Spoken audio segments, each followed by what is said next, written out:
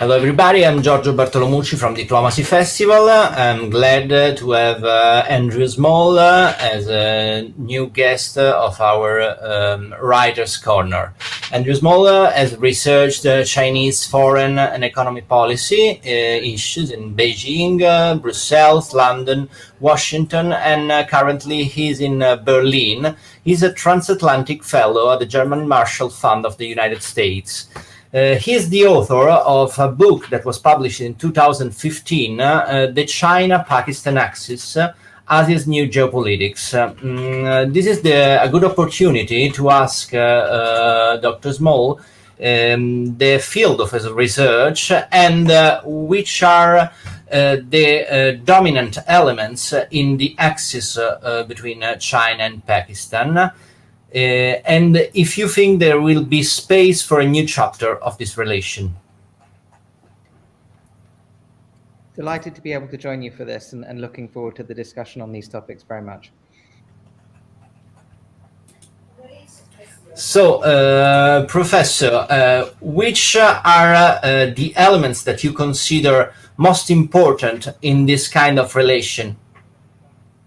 So the China-Pakistan relationship is a security-centered relationship at its heart. The reason the relations between China and Pakistan took the trajectory that they did was essentially the two sides shared animus against their mutual neighbor, rival, competitor, India. And at the juncture where the two sides' ties became as close in security terms as they were, I think there was the sense of mutual advantage that could be gained if the two were able to collaborate more closely, initially on in a context where Pakistan was looking to create the possibility of a two-front war for India, but really the relationship became something that was more one of almost a large-scale procurement relationship. For a long time, China has basically seen Pakistan, a strong Pakistan, able to offer a counterbalance to India in the region, able to tie India down on its western borders as a sort of asset in its own right. And so essentially since the mid-60s, where this relationship took off in earnest, but particularly since the 70s, China had always seen the value in providing Pakistan with the military kit that it needed to be able to maintain its capabilities of operating as a counterbalance of that sort, and ultimately even providing Pakistan with the means to acquire nuclear weapons. And the relationship has always had this kind of security foundation at its heart. The relationship has of course, in different circumstances and configurations, gone through huge evolution over the last few decades. The period since 2015, when the China-Pakistan Economic Corridor was launched, was the first phase in which you really saw a major economic and financial component to the two sides' relationship. We've also, as I'm sure we'll come on to discuss, had areas in which the Pakistani relationship with the Taliban and various militant organizations in the region has been something that it has in part used as an asset on China's behalf, in part been a matter of concern for China. So there have been different dimensions to the relationship over time. Pakistan in the past, of course, also played an important brokering role for China, of course, helping to establish the US-China relationship when diplomatic ties there were resumed. But the foundational elements and the trust between the two sides, and the critical part of this, is still a fairly classic form of security cooperation that relies on the India centricity of the two sides' relationship. And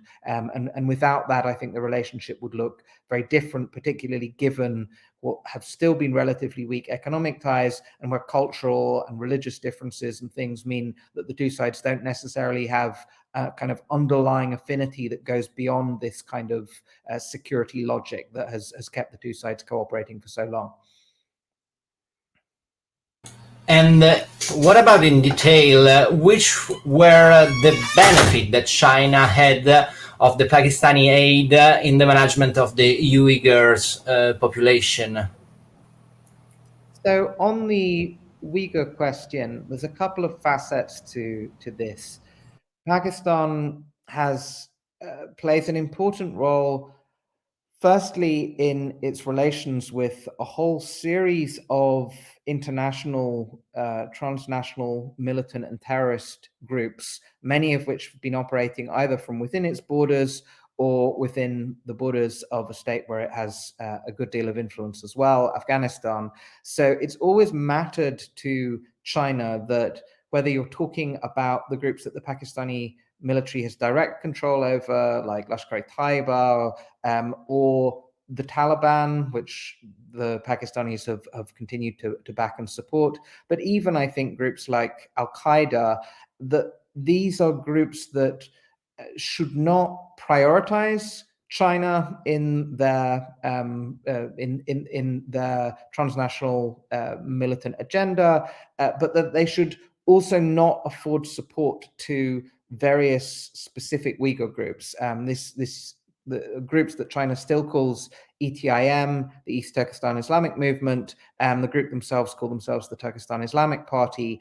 And so they've kind of relied not just on the things that China asks of virtually every state in its neighborhood, which includes handing over specific individuals, killing people on China's wanted list, these sorts of things, but also that Pakistan uses its influence with a number of these groups to persuade them that it's not in their interest to treat Xinjiang as a priority, and that even if they're going to deal with and have any sort of relations with any of the Uyghur groups, that they should do so in a sort of restricted way, that they should apply certain boundaries to their activities, and they shouldn't support any attacks being mounted against Chinese targets. And this is an issue that is in play very much right now with the Taliban as well.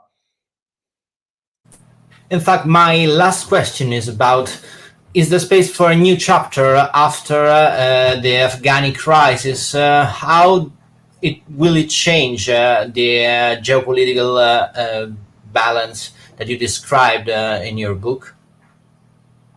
So, I mean, when the book leaves off, it's really at the point in which the hope for China and for Pakistan is that they're going to add a serious economic leg to the relationship. It's the launch of the China-Pakistan economic corridor. There's the hope that Pakistan is going to be embedded in this new network of infrastructure plans that China has for the entire region. Pakistan is the flagship for the Belt and Road Initiative.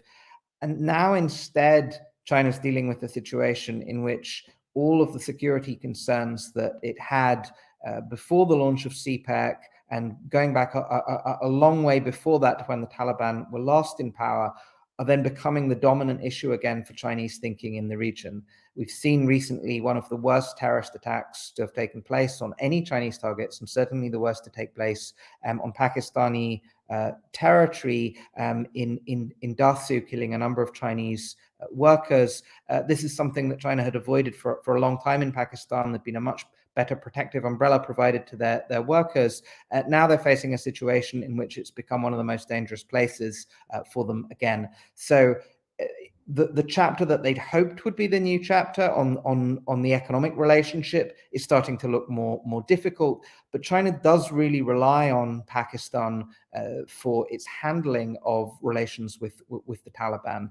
It's Pakistan that's been the one to have kind of brokered all the meetings that used to take place between the two sides. It's Pakistan that has the channels and the influence in the Taliban. So it does provide an additional kind of impetus for the two sides to coordinate and cooperate more closely again, even if the whole outcome that we see in Afghanistan is one that is of considerable concern for China. They're concerned about the security spillover ramifications in the region. Although there are, in theory, all of these natural resources that China might be able to get access to, they see that as being a long way down the line before they're able to do something there that would be economically viable, or where the security and political conditions are sufficiently ripe to be able to make that possible. So I think for the new chapter really in the region is one in which China is having to step up a lot more diplomatically and in other ways to deal with the aftermath of the US withdrawal, and where the China-Pakistan relationship is going to be very much at the core of how the future of the region and the future of Afghanistan now looks. Taliban are already looking to China as their kind of biggest hope for external economic support. I think the new shape of the region, unlike the last 2 decades, is going to be one that is heavily conditioned by the Chinese approach and the Chinese dynamics with a number of regional actors, with Pakistan at its very core. Dr. Small, thank you for your time and for your contribution to Diplomacy Festival. Sure, delighted to have this discussion.